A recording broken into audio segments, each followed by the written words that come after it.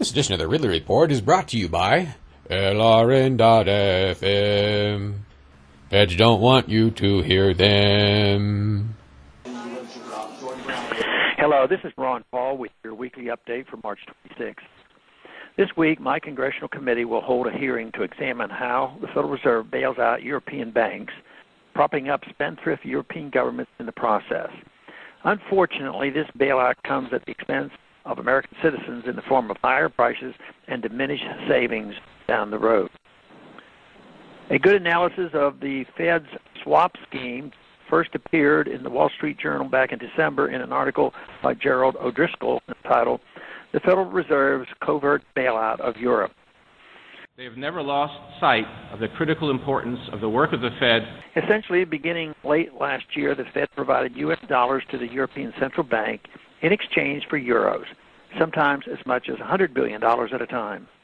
The ECB then funneled those dollars to European banks to provide liquidity and prevent crises from bank insolvency. Since the currency swap was not technically a loan, the Fed did not have to embarrass itself by openly showing foreign bank debt on its balance sheet. The ECB, meanwhile, did not have to print new euros and expose the true fragility of the European banks. The entire purpose of this unholy arrangement was to obscure the truth, namely that the Fed was bailing out Europe with U.S. dollars. But why is it the business of the Federal Reserve to bail out European banks that find themselves short of dollars to pay their dollar-denominated contracts? After all, those contracts often were hedges taken to protect banks against weakness of the euro. Hedges are supposed to reduce risk, but banks that miscalculate should suffer their own losses accordingly. It's not our business if the ECB chooses to create moral hazards by providing liquidity to European banks. But why should the Fed prop up Europe's bad decision? The Fed has promised to provide unlimited amounts of dollars to the ECB should circumstances require it.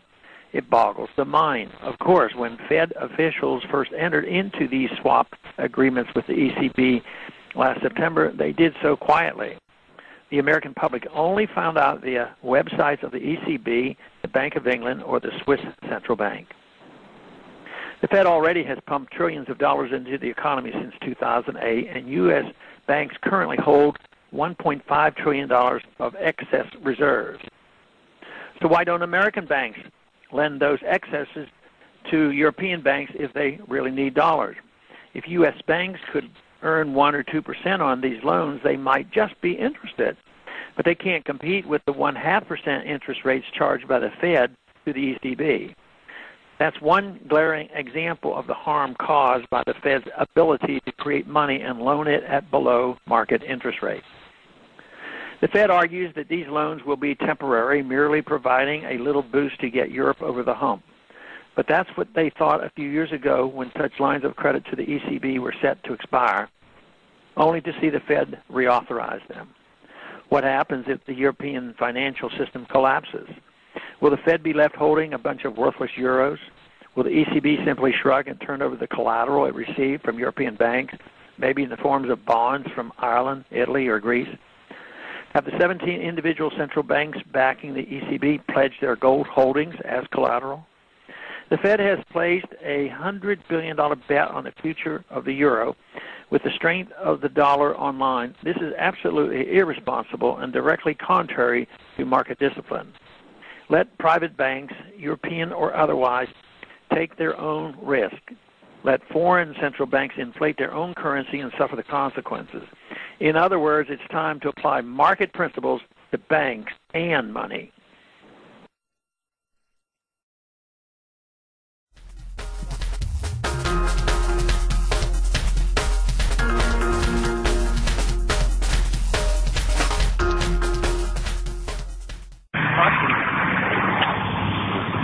No, can't do that. Federal agents on the streets of Keene, New Hampshire. They're investigating reports of an unlicensed radio station said to be broadcasting LRN.FM. So why all the fuss? What is LRN.FM? Well, it's probably not something these agents want you to listen to. It's a 24-hour news talk broadcast, all pro-liberty. a true authoritarian free zone. Tune in at LRN.FM to listen or broadcast their signal. LRN.FM. Feds don't want you to hear them.